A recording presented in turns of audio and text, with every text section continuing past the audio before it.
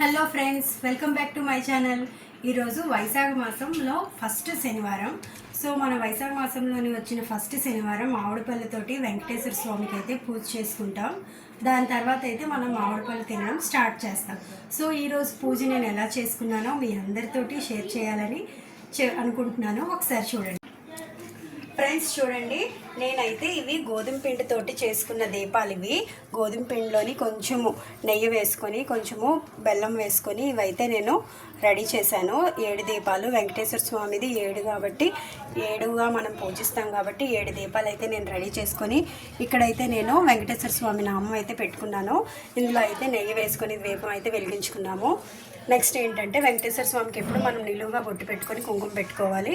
ఇంకా వైట్ పువ్వులతోటి తులసి దళాలతో అయితే నేను మాల కట్టేసి వెంకటేశ్వర స్వామికి అయితే వేసుకున్నాను. ఇంకా చూడండి, ఇదిగోండి గోధుమ పిండితోటి ఇది కూడా వినాయకుడిని పసుపు కలిపేసి వినాయకుడిని అయితే తయారు చేసుకున్నాను. వినాయకుడికి కంపల్సరీగా మనం జంజు అయితే వేయాలి. ఎందుకంటే వినాయకుడికి శివుడి పూజలు, వినాయకుడి పూజలు ఏ పూజలు చేసినా సరే వాళ్ళకైతే మాత్రం జంజు అయితే మనం పెట్టుకోవాలి. అది 108 అయినా 51 అయినా 21 అయినా ఎంతైనా పర్లేదు.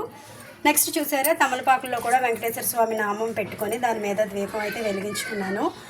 గోవింద శ్రీ వెంకటేశ గోవింద భక్తవసాల గోవింద భగవతి ప్రియ గోవింద నిత్య నిర్మల గోవింద నిర్మేఘాస్య గోవింద పురాణ పురుష గోవింద పుండరీకాక్ష గోవింద నందనందన గోవింద నవనీత శోర గోవింద పశుపమల గోవింద పాప విలోచక గోవింద దుష్ట సంహారణ గోవింద దురత నివారణ గోవింద షష్ఠి పరిపాలక గోవింద కష్ట నివారణ గోవింద వజ్రమకుటధర గోవింద వరహరమూర్తి గోవింద గోపీజనలోల గోవింద గోవర్ధనోవర్ధన గోవింద దశరథ నందన గోవింద దశముఖమర్దన గోవింద పక్షివాహన గోవింద పాండవ ప్రియ గోవింద వస్త్రకూర్మ గోవింద మధుసూదన హరి గోవింద వరహర నరసింహ గోవింద వామన విగ్రమ గోవింద బాలరామానుజ గోవింద బౌద్ధ కల్కి గోవింద వేణుగాన ప్రియ గోవింద వెంకటరమణ గోవింద సీతానాయక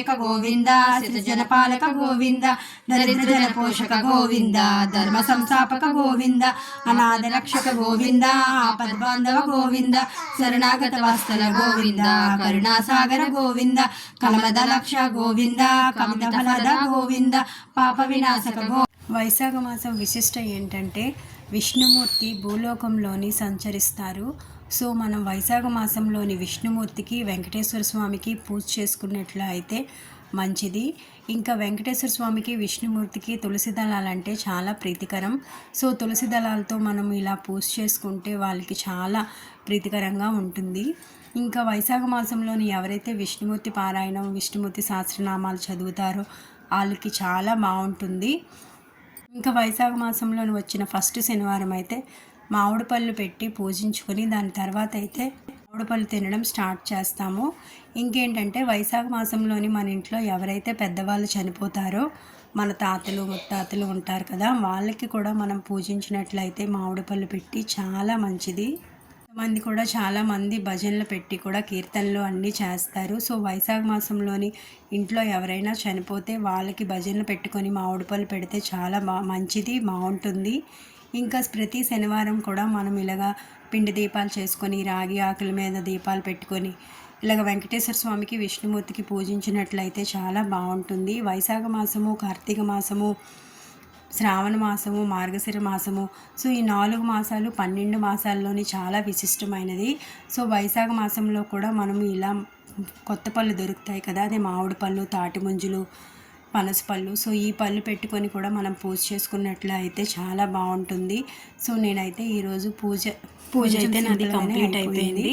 సో మీరు కూడా ఎవరైనా వైశాఖ మాసంలోని చేయాలనుకుంటే సెకండ్ శనివారం అయినా చేయొచ్చు. ఫస్ట్ శనివారం అవ్వలేని వాళ్ళకై సెకండ్, థర్డ్, ఫోర్త్, సో ఎన్ని శనివారాలు ఉంటాయో అన్ని శనివారాల్లోనే ఏదో ఒక రోజు ఇలా చేసుకుంటే బాగుంటుంది. సో అన్ని శనివారాలు చేసుకున్నా పర్లేదు. సో నేనైతే అన్ని శనివారాలు చేద్దాం అనుకుంటున్నాను. ఫస్ట్ శనివారం అయితే కంప్లీట్ అయిపోయింది. ఇలాగ పూజ చేసుకున్నప్పుడు మనకి విష్ణుమూర్తి పారాయణం కానీ విష్ణుమూర్తి సహస్రనామాలు కానీ చేయడం కుదరకపోయినట్లు అయితే ఏదో ఒక రోజు అయితే ఇది విష్ణుమూర్తి పారాయణం, విష్ణుమూర్తి సహస్రనామాలు చదువుకున్నా పర్వాలేదు. ఇంకా మనం ఏ పూజ చేసుకున్నా గణపతికి మాత్రము పెట్టుకోవాలి. పసుపు గణపతిని చేసుకొని దానికి జంజం వేసుకొని కంపల్సరిగా అయితే మనం గణపతికి పూజ చేసిన తర్వాతే పూజ చేయాలి. సో మనం అయితే మాత్రం నైవేద్యంగా అయితే బెల్లంతో పరమాన్నం చేసుకొని నైవేద్యం అయితే పెట్టాలి. ఇగోండి నేనైతే డ్రై ఫ్రూట్స్ అన్నీ వేసేసి నైవేద్యం బెల్లంతో చేసిన పరమాన్నం ఇది. ఇంకా తులసాకు కూడా వేసుకోవాలి మనం ఏ ప్రసాదంలో అయినా సరే. ఇంకోండి పానకం నీళ్ళు, బెల్లంతో పానకం నీళ్ళు. మనం రాముల వారి కళ్యాణంలో పానకం కలుపుతాం కదా ఏదైనా పెళ్ళిళ్ళలో కూడా. సో అలాగే మనం పానకం కూడా వేసి పెట్టుకోవాలి. వెంకటేశ్వర స్వామికి అయితే మాత్రం నైవేద్యం ఈ రెండు అయితే కంపల్సరీగా పెట్టాలి. ఇంకేంటంటే ఈరోజు ఎవరైనా ఒంటిపూట చేసినా ఉపవాసం ఉన్నా పర్లేదు, కానీ ఉల్లిపాయ వెల్లుల్లిపాయ అయితే మనం ఉపవాసం చేస్తున్నప్పుడు అయితే తీసుకోకూడదు. ఇంకా నేను పులిహార కూడా చేస్తాను. సో అది కూడా పెట్టడం అవుతుందో లేదో తెలియదు, అందు గురించి మనే వీడియో అయితే ఇప్పుడు తీసేసాను. ఓకేనా, మీకు ఈ వీడియో నచ్చినట్లయితే కామెంట్స్ ఇవ్వండి, లైక్ చేయండి. Thank you.